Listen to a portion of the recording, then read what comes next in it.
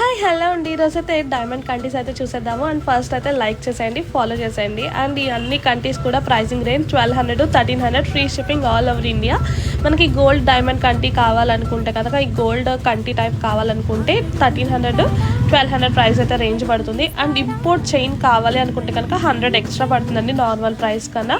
Pendants కూడా అన్ని colours combinations అయితే వచ్చేసాయి. పర్పుల్, గ్రీన్, రూబీ ట్రెండింగ్లో ఉన్నాయి. 3 కలర్స్ అయితే 1200 అయితే పడుతుందండి. Free shipping all over India. మనకి కంటీ కూడా వస్తుంది.